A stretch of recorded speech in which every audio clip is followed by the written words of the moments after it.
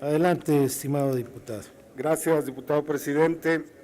Compañeras y compañeros legisladores, la Comisión de Puntos Constitucionales de esta soberanía ha hecho llegar al Pleno de la misma la declaratoria de publicidad del dictamen con proyecto de decreto que reforma y adiciona diversas disposiciones de la Constitución Política de los Estados Unidos Mexicanos en materia de disciplina financiera de las entidades federativas y los municipios. En el tema en comento, el Grupo Parlamentario del Partido del Trabajo presenta ante esta soberanía su posición respecto al mismo. El Grupo Parlamentario del Partido del Trabajo se pronuncia por la regulación integral de un tema que, sin normas claras para el manejo de los financiamientos a la Federación, las entidades federativas, los municipios y el Distrito Federal, ha redundado en el uso discrecional e irrestricto de la asunción de pasivos y para la aplicación de los recursos obtenidos por esa vía. Para la Federación y para las entidades, municipios y Distrito Federal, la normatividad debe ser igual para el efecto de contratar pasivos con condiciones iguales para una y para las otras. Dicho en otras palabras, debe haber un rasero igual para todas las entidades que forman parte del Pacto Federal. No hay ningún argumento por el que deban existir tratamientos diferenciados para la Federación por un lado y otro para las entidades, municipios y Distrito Federal. El principio, si aplicáramos las mismas normas para uno y otros casos, no habría necesidad de modificar la Carta Magna. Al margen de esas consideraciones, debe mencionarse que una deuda con crecimiento exponencial como la que tenemos deja en condiciones muy vulnerables a México y a los mexicanos. Dimensionaremos los problemas desde la perspectiva cuantitativa.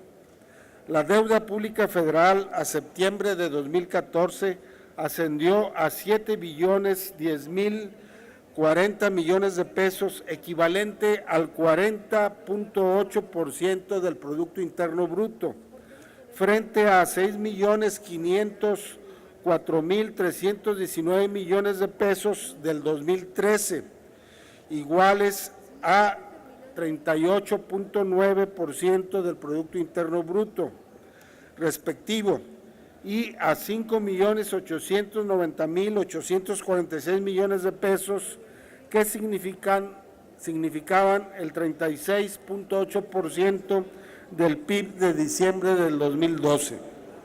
Es decir, en el sexenio de Peña Nieto, los pasivos se incrementaron en 505.721 millones de pesos en 2013 y en 613.473 millones de pesos en el 2014. Estas cifras equivalen a un aumento en las deudas por 1.119.194 millones de pesos, equivalentes al 4% del PIB. Adicionalmente, debe mencionarse que no se incluyen los pasivos contingentes laborales de Pemex y de Comisión Federal de Electricidad. El incremento de la deuda ha sido descomunal. En cuanto a la deuda subnacional, durante el sexenio de Calderón se incrementó en un 148%.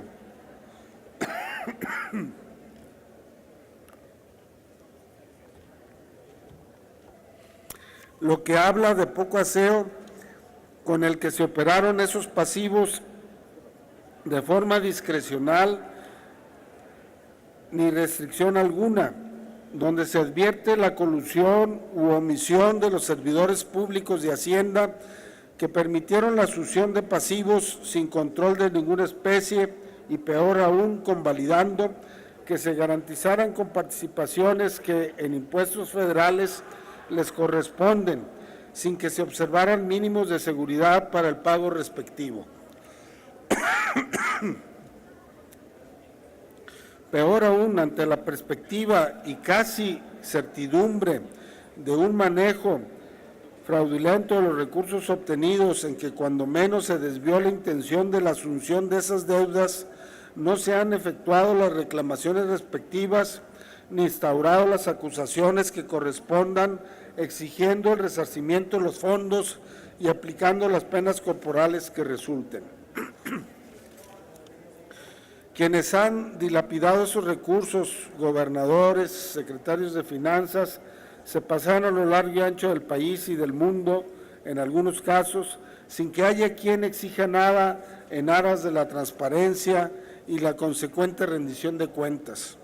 En el documento que se comenta no se prevé ningún dispositivo legal que precautoriamente observe esta situación.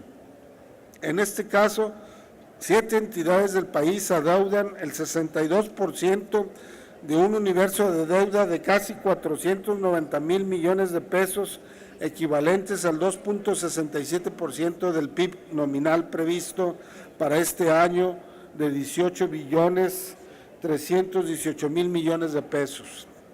Obviamente la dimensión de un pasivo y otro es totalmente abismal.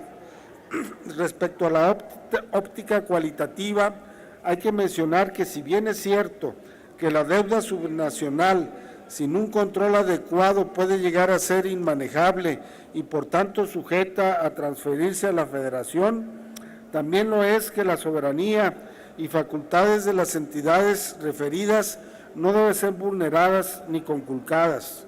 El precepto relativo al manejo de las finanzas de las entidades debe ser acorde a las mutuas responsabilidades que les corresponden y a la vigilancia que Hacienda debe llevar a cabo sin entrometerse en las determinaciones que las facultades de sus respectivas constituciones locales les permiten.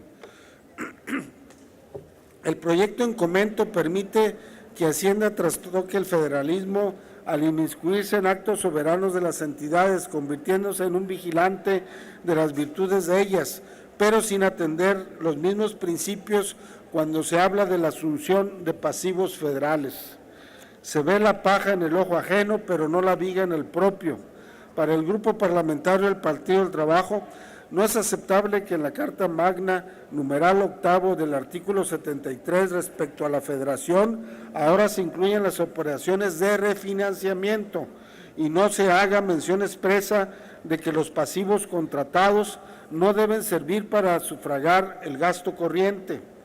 Ello va en sentido contrario a lo que correspondería a una política de finanzas sanas que no comprometa la soberanía del país. En la experiencia reciente, los pasivos que anualmente se asumen han servido principalmente para refinanciar los pasivos existentes y no para inversiones en proyectos productivos que generen ingresos al país, como actualmente lo mandata la Carta Magna. De la misma manera, al no sujetar los pasivos a proyectos productivos, deja la puerta abierta a que se malgasten los recursos recibidos por esta vía y se destinen a cubrir el dispendioso gasto corriente que en todas las entidades del país, incluida la Federación, se realiza sin control de ninguna especie, desatendiendo principios elementales de austeridad que en un país como México no solo se necesitaría, sino es indispensable. En esa tesitura, en el entorno federal, coloquialmente se trata de pelotear los adeudos, pagando más intereses y creando un entorno cada vez más sin margen de maniobra para la ejecución de obra pública, de infraestructura, que es la que genera empleos, impulsa el mercado doméstico y detona la expansión del crecimiento económico de México. En el mismo sentido, las deudas subnacionales deben ser consideradas con respecto al contexto de las finanzas que a cada entidad interesa. Debe recordarse que existen casos de entidades que tienen hipotecadas sus participaciones en porcentajes muy elevados, a plazos muy largos, tanto que no tienen la posibilidad de llevar a cabo obra pública, que es la que crea plazas de trabajo, mantiene ocupada a la población en un clima de paz y concordia y permite el desarrollo cuantitativo y cualitativo de ellas. También debe indicarse que las entidades asumen deudas en cuenta abierta que se documentan con simples facturas, contra las que se entregan contrarrecibos a los proveedores que les sirven para después cobrar sus importes. Esta es una práctica usual en esta actividad. Lo que es un problema es que sobre estos pasivos no existe ningún control, ya que no debe existir diferencia en cuanto a que sean de corto, mediano o largo plazos para registrarse debidamente estos adeudos. En este planteamiento, el proyecto en comento distorsiona los objetivos para el que se crearon los dispositivos legales para la contratación de deuda pública, tanto la federal como la subnacional, y se convierte en un elemento perverso de sometimiento de las entidades. A la luz de lo expuesto, el Grupo Parlamentario del Partido del Trabajo votará en contra del proyecto de decreto que reforma y adiciona diversas disposiciones de la Constitución Política de los Estados Unidos Mexicanos en materia de disciplina financiera de las entidades federativas y los municipios. Es cuanto, diputado presidente. Gracias, diputado Cantú Garza.